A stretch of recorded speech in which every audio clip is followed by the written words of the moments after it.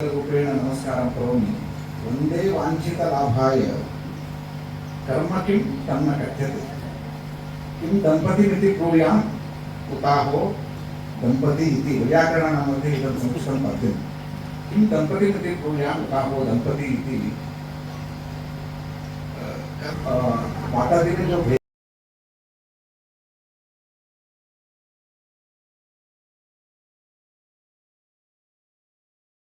सभी सुधी जनों को सादर नमस्कार। 1 मई के दिन श्रम दिवस मनाया जाता है।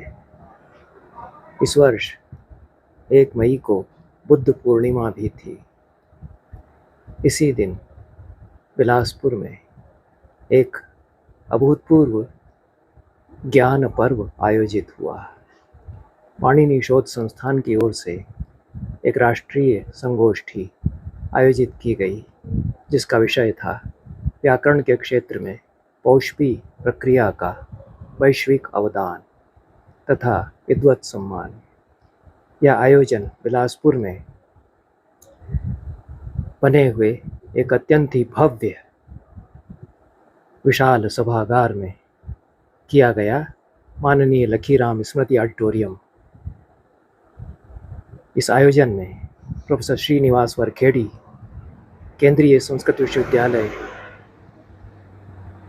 के कुलपति मुख्य अतिथि थे। राधा वल्लभ त्रिपाठी आमाय सरस्वत अतिथि के रूप में उपस्थित रहा इस आयोजन में। और श्री अमर अग्रवाल जो छत्तीसगढ़ के वरिष्ठ विधायक हैं तथा राज्य मंत्री रह चुके हैं स्वास्थ्य, चिकित्सा, शिक्षा और वाणिज्य, कर एवं श्रम विभागों के छत्तीसगढ़ शासन में, वे इस संस्था के संरक्षक भी हैं। वे विशिष्ट अतिथि के रूप में इस आयोजन में मंच पर रहे। इस आयोजन में व्याकरण के 2 अत्यंत ही गहन अध्येता और पाणिनि व्याकरण पर असाधारण अधिकार के लिए जो सुविदित हैं, ऐसे आचार्य ब्रजभूषण ओझा, व्याकरण विभाग में संस्कृत विद्या और धर्म विद्या संकाय काशी हिंदू विश्वविद्यालय में जो आचार्य हैं उनका, तथा आचार्य विष्णुकांत पांडे जो केंद्रीय संस्कृत विश्वविद्यालय के जयपुर परिसर में व्याकरण विभाग के आचार्य और अध्यक्ष हैं, उनका भी पंडितराज की उपाधि के साथ सम्मान किया गया। यह अत्यंत ही भावनापूर्ण सम्मान था, जो एक गुरु की ओर से अपने शिष्यों का सम्मान था। शिष्य तो गुरु का सम्मान करते ही है, पर शिष्य अपनी प्रतिभा से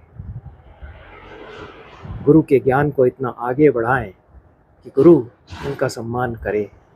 यह गुरु शिष्य परंपरा का बड़ा अनोखा उदाहरण है।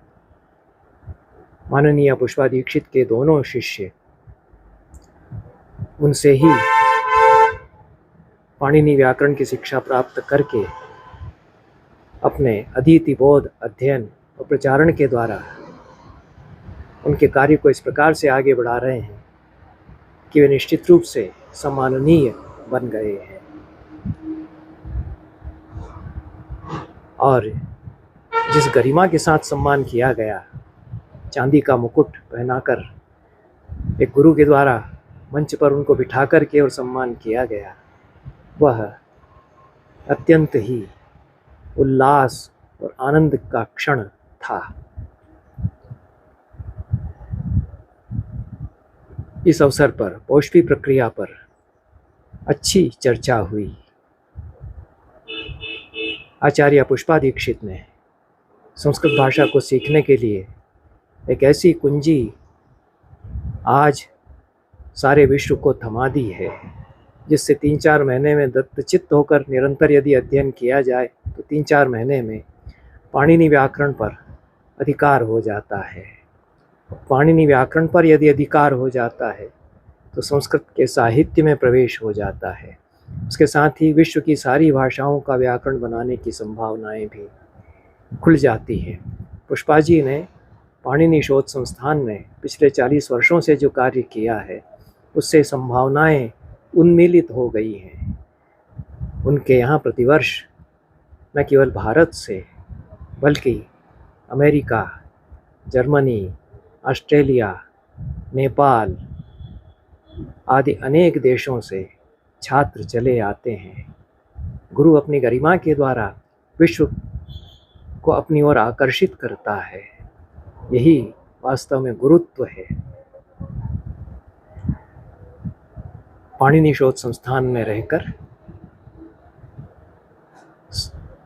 तथा ऑनलाइन पद्धति से परोक्ष रूप से सारे विश्व में कई हजार लोगों ने पाणिनि व्याकरण का पौष्पी पद्धति से जो अध्ययन किया है, उसमें वे किस प्रकार से संस्कृत भाषा पर असाधारण अधिकार अर्जित कर चुके हैं और संस्कृत भाषा पर अधिकार अर्जित करने की वास्तविक पद्धति अब हमारे सामने आ गई है। जो लोग अन्य विषयों के प्राध्यापक हैं या तकनीकी क्षेत्र में अन्य ज्ञान विज्ञान के क्षेत्रों में कार्य कर रहे हैं, वे बहुत आतुर होकर के पाणिनि शोध संस्थान में आते हैं और सीखते हैं। यह एक युगांतर हुआ हमारी शास्त्र परंपराओं के क्षेत्र में, संस्कृत विद्या के क्षेत्र में अभूतपूर्व क्रांति ही घटित यह हुई है। हम बात करते हैं कि शास्त्र परंपराओं में नया नहीं हो रहा है, शास्त्र परंपराओं को युगानुकूल नहीं बनाया जा रहा है। आज का समाज उन्हें समझ सके इस रूप में उन्हें बोधगम्य नहीं बनाया जा रहा है। व्याकरण के लिए तो कहा ही जाता है कि 12 वर्ष तक अध्ययन करना आवश्यक है। पुष्पा जी ने अपने तपोबल से, अपनी ज्ञान की साधना से यह प्रमाणित कर दिया कि व्याकरण पाणिनि के अष्टाध्यायी के आधार पर खेल खेल में सिखाई जा सकती है। व्याकरण की एक पद्धति पिछले 1300-1400 सालों से व्याकरण के अध्यापन की चली आ रही थी, प्रक्रिया पद्धति है। पाणिनि की अष्टाध्यायी को उसमें पुनर्विन्यस्त किया गया भाषा की प्रक्रिया सिखाने के लिए। पाणिनि तो भाषा का स्वरूप बताते हैं और भाषा कैसे बनी यह बताते हैं।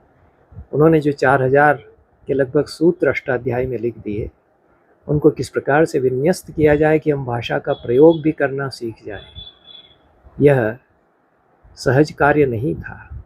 पाणिनि ने जिस प्रकार से अत्यंत व्यवस्थित रूप में संपूर्ण भाषा की संरचना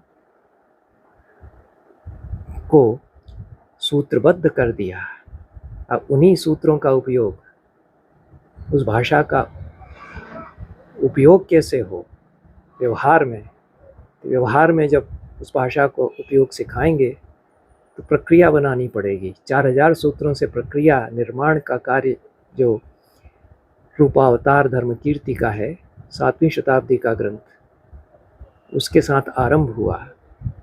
पर पाणिनि के मर्म को जो प्रक्रिया पद्धति बनाई गई उसमें समझाया नहीं जा सका, उसमें पकड़ा नहीं जा सका।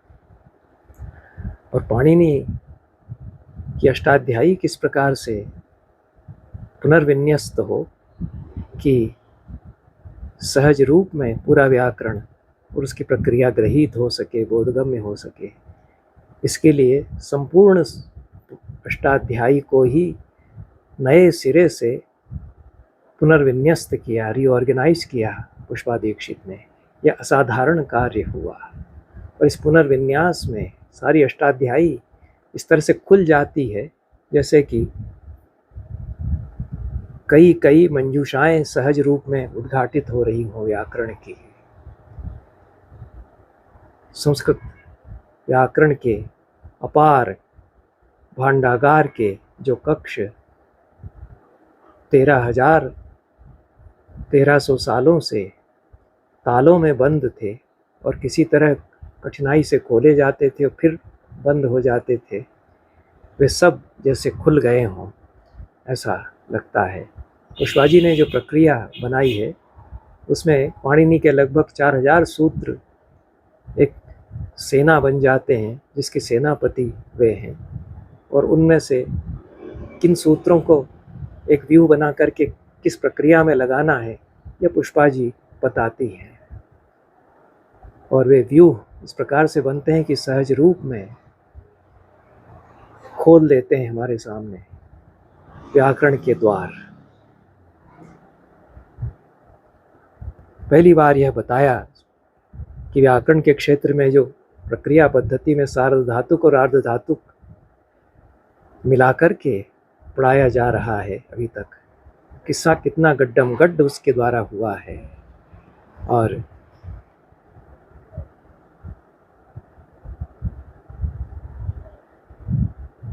सार्वधातुक की प्रक्रिया अलग है, आर्धधातुक की प्रक्रिया अलग है। उनको अलग अलग यदि पढ़ाते हैं तो सारे सूत्र क्रमबद्ध निकल आते हैं, और लकार सहज रूप में ग्रहित हो जाते हैं, ये जिनको कि हम टेंस कहते हैं अंग्रेजी में। ये प्रक्रिया निर्धारित करके, इडागम की व्यवस्थाएं निर्धारित करके तथा अन्य सभी व्यवस्थाएं इसी प्रकार से सुनिर्धारित करके व्याकरण का पुनरुद्धार का कार्य पुष्पा जी ने किया। और जैसा उनका व्यक्तित्व है, जिस तरह से वे शिष्यों को वात्सल्यपूर्वक पढ़ाती हैं। हमारे यहाँ माना गया कि माता सबसे बड़ी गुरु है। संस्कृत के जगत में वे माता के रूप में जानी जाती हैं। पतंजलि ने बताया कि उपाध्याय से उपाध्यायी और उपाध्याया ये दो शब्द बनते हैं। जिसके पास आकर ब्रह्मचारी अध्ययन करते हों वह उपाध्यायी या उपाध्याया है। उपेत्य अधीयते अस्याः उपाध्यायी उपाध्याया वाह, ऐसा पाणिनि सूत्र पर व्याख्या करते हुए महाभाष्य में कहा। पट्टोजी दीक्षित ने सिद्धांत कौमुदी में भी आचार्य की व्याख्या की। आचार्य स्वयं व्याख्यात्री, जो मूल ग्रंथ पर स्वयं अपना व्याख्यान कर सके वह आचार्य है। इस अर्थ में पुष्पा जी उपाध्याया या उपाध्यायी भी हैं, आचार्य भी हैं, और वे माता परम देवतम और परमो गुरु, इस रूप में एक परम गुरु और शिष्यों के लिए माता भी हैं। हमारे यहाँ सार्वधातुक और आर्धधातुक की प्रक्रिया पाणिनि ने पृथक पृथक बता दी थी। तिंक्षित सार्वधातुकम और आर्धधातुकम शेषः। तो लट लोट लंग लिंग, ये चार लकार हैं, इनकी प्रक्रिया अलग चलती है। शेष जो लकार हैं लुट लट आशीर्लिंग लुंग लिट, इनकी प्रक्रिया अलग चलती है। प्रक्रिया भेद होने से मिलाकर के यदि रूप बनाए जाते हैं और उन्हीं सूत्रों को मिलाकर के प्रक्रिया बनाई जाती है 10 लकारों को एक साथ पढ़ा करके, तो इससे लकारों का बोध नहीं हो पाता है।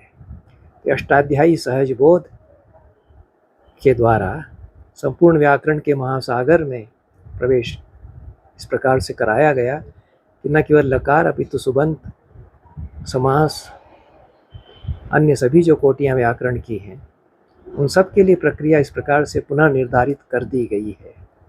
यह भी हम जानते हैं, यह जो पौष्पी प्रक्रिया और उस पर व्याख्यान है पुष्पा जी की कि संस्कृत भाषा का व्याकरण क्यों श्रेष्ठ है, यह उनकी व्याख्याओं के द्वारा हम जानते हैं। हम वर्णमाला जो पढ़ते हैं अष्टाध्यायी में, जो उसकी परंपरा में जो माहेश्वर सूत्र हैं, प्रत्याहार सूत्र हैं, उनमें जो वर्णमाला हम पढ़ते हैं और अन्य भाषाओं की जो वर्णमालाएं हैं, दोनों में अंतर किस प्रकार से है।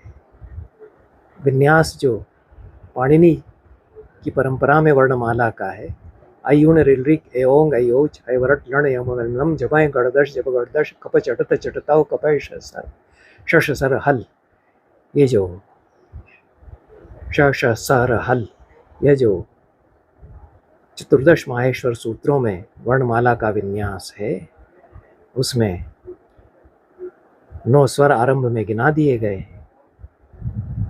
अयुन रिलरिक ए ओंग अयोच, यहाँ तक अचह स्वराह इनकी गणना कर दी गई और हैवरट से हल तक व्यंजनों की गणना की गई। तो यह 5 4 3 2 1 यह क्रम व्यंजनों का वर्णमाला में क्यों बनाया गया? यम गणनम, ये जो पंचम वर्ण है इनको पहले गिनाया गया। झबा ये जो चतुर्थ वर्ण है इनको फिर गिनाया गया। तो 5 4 3 2 1 का क्रम क्यों गिनाया गया?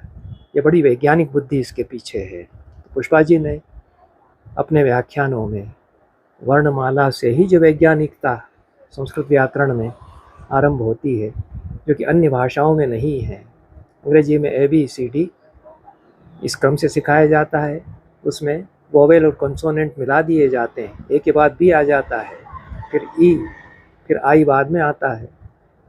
तो जो वोवेल्स हैं, स्वर हैं, वे व्यंजनों में इस तरह से मिल गए हैं, स्वर भेद और व्यंजन भेद पता नहीं चलता है। अलिफ बे पेटे से जीम चे है, ये जो उर्दू और फारसी की वर्णमाला है उसमें भी ये क्रम का निर्वाह नहीं किया गया है। तो यह जो वैज्ञानिकता है उसके पीछे क्या तत्व विवेक है, यह हम समझते हैं जब पुष्पा जी के व्याख्यानों को सुनते हुए, अष्टाध्यायी सहजबोध के जो 5 खंड हैं उनको देखते हुए, जिस प्रक्रिया से वो शिष्यों को दीक्षित कर रही हैं उन सब को देखते हुए, तो हमें लगता है कि एक रूपांतर का युग हुआ, एक रूपांतर हुआ शास्त्र परंपरा के क्षेत्र में। और लगभग 40 वर्ष पहले जब पुष्पा जी ने अपना नया प्रस्थान विद्वत समाज के सम्मुख प्रकट किया था, तो मैंने उस पर यह घोषणा की थी कि यह संस्कृत व्याकरण के क्षेत्र में बड़ी क्रांति हुई है और नया प्रस्थान निर्मित हुआ है। वह बात अब सर्वस्वीकार्य हुई है और बहुत सारी नई बातें पुष्पा जी के व्याख्यानों से जानने को मिलती है। अनुस्वार और विसर्ग को समझाते हुए जैसा वे बताती हैं कि अच या स्वरों के परे ही अनुस्वार और विसर्ग आते हैं, जबकि व्यंजन तो स्वरों के पहले और बाद में भी प्रयुक्त हो सकते हैं। अनुस्वार और विसर्ग का उच्चारण है स्वतंत्र रूप से तो कर ही नहीं सकते, पर स्वर के बाद ही हम कर सकते हैं। इस शिक्षा ग्रंथ जो उच्चारण बताते हैं, प्रातिशाख्यों का जो विषय है वह भी आ जाता है इसमें, और जो वैदिक प्रक्रिया, स्वर प्रक्रिया को अलग बताया जाने लगा, जो पाणिनि की संस्कृत है उससे अलग उसका व्याकरण माना जाने लगा। ये जो भेद बुद्धि औपनिवेशिक शासन के दौरान हमारे बीच उत्पन्न की गई और संस्कृत भाषा के 2 अलग अलग भाषाएं उसके बना दी गई, इसको भी उन्होंने इस पूरी अपनी पौष्वी प्रक्रिया के द्वारा भेद को निरस्त किया गया है। इस अवसर पर यह जो आयोजन हुआ उसमें मैंने जो बातें कही थी उनमें मुख्य बातें मैंने बताई। आचार्य श्रीनिवास वरखेड़ी और ब्रजभूषण ओझा तथा विष्णुकांत पांडे ने अपने वक्तव्यों में संपूर्ण जो विद्या परंपरा है और शास्त्र परंपरा है उसके संदर्भ में सुचिंतित वक्तव्य दिए हैं। और आचार्य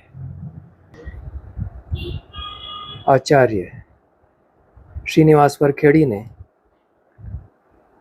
हाल ही में शास्त्र पद्धति नाम से एक अत्यंत ही महत्वपूर्ण पुस्तक संस्कृत में लिखी है।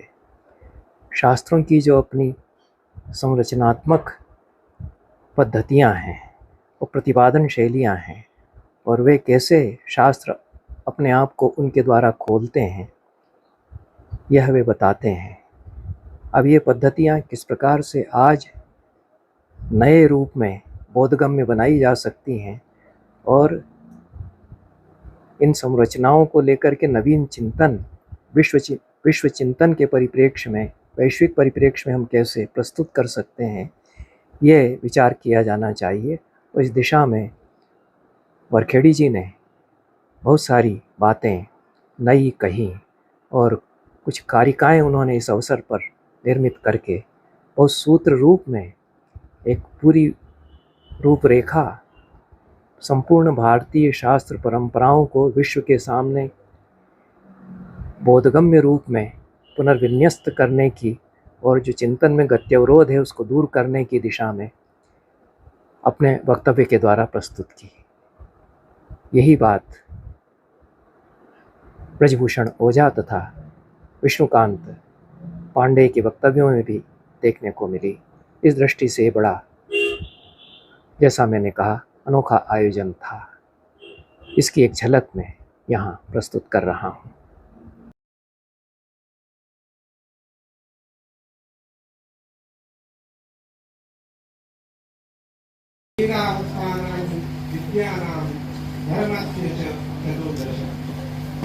इसी को मंडलोपनिषद में अत्यंत रोचक कथा के साथ जब ब्रह्म विद्या के आचार्य अंगिरस अपने शिष्य शौनक को उपदेश देते हैं तो वे कहते हैं कि द्वे विद्ये वेदितव्ये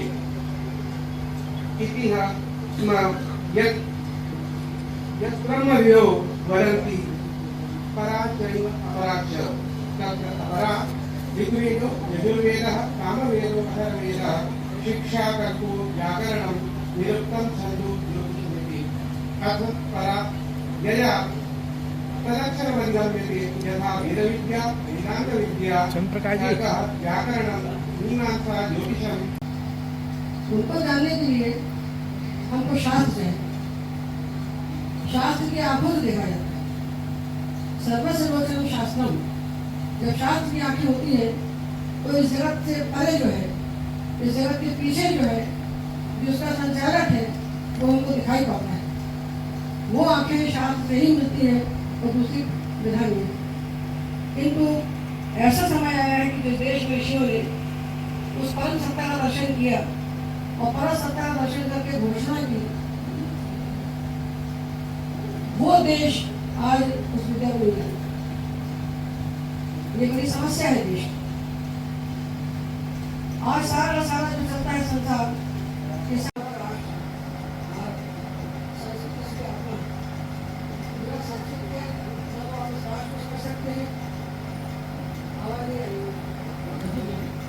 आत्मा है और बिना संस्कृत के ना तो हम इस राष्ट्र को समझ सकते, ना हम अपने आप को समझ सकते, ना अपने जीवन के उद्देश्यों को समझ सकते। क्योंकि इतनी बड़ी हमारी परंपरा जो है शास्त्र की, हमारे देश की संपत्ति को, शास्त्र संपत्ति को धू करके जलाया गया आक्रांताओं के द्वारा। बहुत सारा नष्ट हुआ हमारी अपेक्षा से, किंतु जो बचा है वो भी इतना है 50 बची हुई है। तो इसको माननीय आचार्य लोग आगे बढ़ा रहे हैं। ये हमारे राष्ट्र की धरोहर है, इस संपत्ति की रक्षा कर रहे हैं, उसको आगे ले जा रहे हैं। तो ये संस्कृत को जाने बिना भारत को नहीं जाना जा सकता, ये पहला मतलब। अब संस्कृत को जानना है तो संस्कृत को जानने की विधियाँ जो चली आ रही है देश में, जो शास्त्रीय विधियाँ हैं, उन विधियों के पाने में जो हमारा एक वर्ष होता है तो देवताओं का एक दिन होता है। ऐसे दिव्यम वर्ष शास्त्रम अध्ययन काल ज्ञानतम निगम 1000 दिव्य वर्ष तक वो पढ़ाते रहे और आर पार नहीं जान सके। इतना संस्कृत भाषा जो है ना, ये अंग्रेजी इत्यादि समय मुट्ठी भर की भाषा नहीं है, ये आनंद भाषा है। तो जब देवगुरु बृहस्पति इंद्र को पढ़ा करके 1000 दिव्य वर्षों में आर पार नहीं पढ़ा सके तो किम पुनः देते यह सर्वथा चिरंजीवी पर शतन जीव। आज आदमी बहुत जीता है तो 100 साल जीता है, तो इसका वो छोड़ नहीं है। तो वो छोड़ को प्राप्त करने के लिए भगवान पानी में तपस्या है और नटराज विराजमान है, इनको प्रकट किया और इन्होंने उनको माहेश्वर सूत्र दिए और उनके आधार पर बनी अष्टाध्यायी है। हम इसके संभाषण बोल रहे हैं कि सब इस बात को समझे कि ये हो क्या रहा है। अष्टाध्यायी जो है ये विश्व का सबसे बड़ा ग्रंथ है। उन माहेश्वर सूत्रों के आधार पर उन्होंने अष्टाध्यायी की रचना की। वो अष्टाध्यायी मुट्ठी भर के अष्टाध्यायी, हम व्याकरण शास्त्र को मुश्किलतम शास्त्र है, मुट्ठी भर का शास्त्र है, किंतु ऐसा बनाया है भगवान पानी ने कि आर पार ऋग्वेद से लेकर अद्यावधि आर पार का यही अर्थ है। वेदों से लेकर वेद सृष्टि के पहले लिखे गए, लिखे नहीं है, देखे गए। वेद सृष्टि का सनातन संविधान है। ब्रह्मा ने तपस्या की, ब्रह्मा ने तपस्या की कि हमको सृष्टि बनाना है। ब्रह्मा जब पैदा हुए तो ऊपर था आकाश और नीचे था पानी। भगवान विष्णु के नाभि कमल से प्रकट हुए तो उनको ऊपर दिखता था आकाश, नीचे पानी दिखता था, तो डर गए वो। तो उन्होंने चारों तरफ देखा कि हम हैं कौन, हम हैं कौन, मैं कौन हूँ। ये पहला प्रश्न है सृष्टि का। किन कारणों ब्रह्म को रस आता।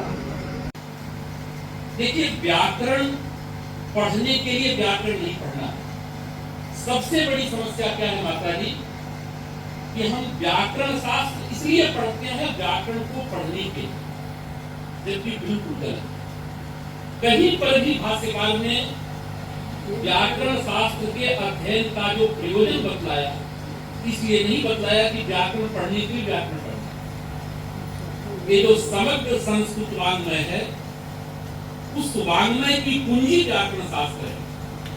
इसलिए भर्तृहरि कहते हैं, तद्वारम अपवर्गस्य वाङ्मलानां चिकित्सितम्।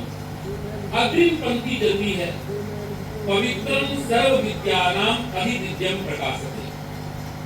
ये जितनी भी विद्याएं हैं, उन विद्याओं में व्याकरण अनुस्यूत है, क्योंकि सबका जो शरीर है वो शब्दात्मक है, और शब्द का जो संस्कार है, शब्द की जो विपत्ति है, साधारण नहीं होते थे, जो हमको आज के जो ग्रंथ है उनमें मिल जाए। और एक बात मैं जो है जरूर कह सकता हूँ, जो है माता जी के प्रश्नों का उत्तर अगर कोई दे सकता है तो वो हमारे अग्रणी जो है आचार्य ब्रजभूषण ओझा जी दे सकते हैं। और मैं भी प्रयास करता हूँ, और ओझा जी को भी मैंने देखा है, जो है जो शास्त्र साधना इन्होंने किया है। हम दोनों तो साथ ही रहे हैं, जो है एक रूम में रहते थे, एक रूम में रह करके अध्ययन किया। और मैं एक बात ओझा जी को आज भी कहता हूँ कि आपसे ज्यादा हम लोग शिव की आराधना किए, शिव की पूजा किए, लेकिन भगवान विश्वनाथ जी की कृपा सबसे ज्यादा आपके ऊपर रही है, और आपके ऊपर है भी, और आगे रहेगी भी, क्योंकि आप जो है इतना मन के जो है निश्चल है, आपके अंदर कोई भी छल प्रपंच नहीं है।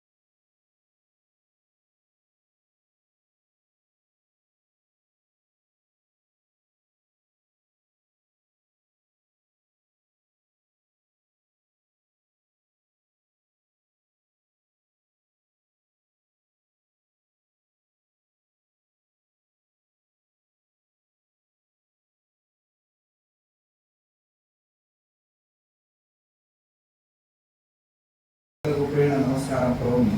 वन्दे वाञ्छितलाभाय कर्म किं तन्न कथ्यते।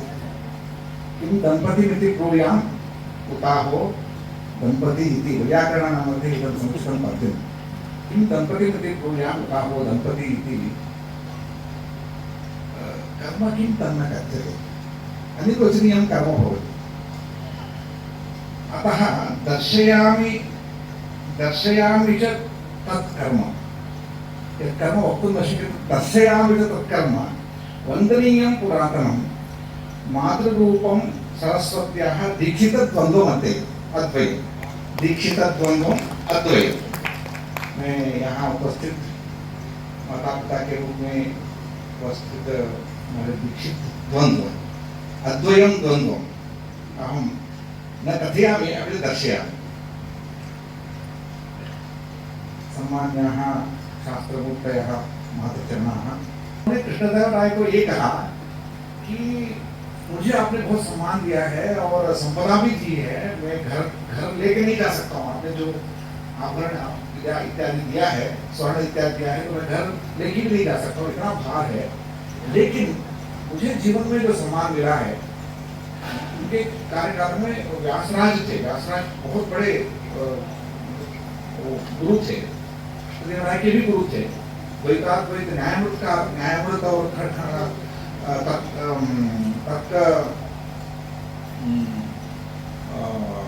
तांडव इत्यादि ग्रंथों के रचयिता ऐसे व्यास योगी शितु श्लाघा कंपन एकमेव, बहुत सुंदर है, बहुत बड़ा पंडित राज है। ऐसा एक श्लाघा कंपन से जो प्राप्त होता है, मेरुणाम शतमर सहस्र मेरु का सम्मान मुझे मिलता है। ऐसे आज यहाँ आचार्य राधावत त्रिपाठी के सानिध्य में आचार्य पुष्पा दीक्षिता का अम्बा का सम्मान आपको मेरु नाम से समर्पित आपके जीवन में बहुत बड़ा भाग्य। मैं बहुत प्रसन्न हूँ। अद्य किञ्चित् कानिचन पद्यानि अत्रैव मया स्थित्वा रचितानि सन्ति, अतः तान्येव पद्यानि अत्र समर्पयामि। तो यहाँ क्या कार्यक्रम हो रहा था, मैं तो कार्यक्रम के बारे में पहले पूछता हूँ क्या कार्यक्रम है वगैरह, तो विस्तार से इस कार्यक्रम के बारे में मैंने पूछा नहीं, क्योंकि मुझे पता था ये कार्यक्रम माता जी ने किया है और उनके शिष्य जन मिलकर इस कार्यक्रम को कर रहे हैं। उसमें जो भी होगा मैं अनुभव प्राप्त करता हूँ। नहीं तो हमारे पास हमारा ऑफिस जो है मिनट प्रोग्राम भेजता है, क्या बोलना है ये भी भेजता है, क्योंकि ये तो हमारी सिस्टम का व्यवस्था है। लेकिन आज जो है मैं केवल अनुभव कर रहा था। तो यहाँ शिष्यों ने गुरु पूजन किया, गुरु ने पंडितों का पूजन किया, पंडितों ने मातृ पूजन किया, तो माता ने पुत्र का पूजन किया। और विशिष्ट कार्यक्रम था, एक संबंधों का कार्यक्रम था। इसलिए मैंने पौष्टिक प्रशस्ति करके 2-4 पद्य मेरा भाव को मैं लिखा हूँ। तो ये कवित्व नहीं है, कोई चेष्टा है, कवित्व नहीं है, कोई चेष्टा है। तो वाणी सृष्टौ पराप्रोक्ता भक्ति मुक्ति प्रदायिनी, वाणी सृष्टौ पराप्रोक्ता भक्ति मुक्ति प्रदायिनी, तारिणी सर्वलोकानां धारिणी लोकशास्त्रयोः। वाणी आलम्ब्य तिष्ठन्ति लोकाः सर्वे प्रधानतः, वाचं श्रुत्वा प्रवर्तन्ते शास्त्राणि निखिलान्यपि। माता जी ने जो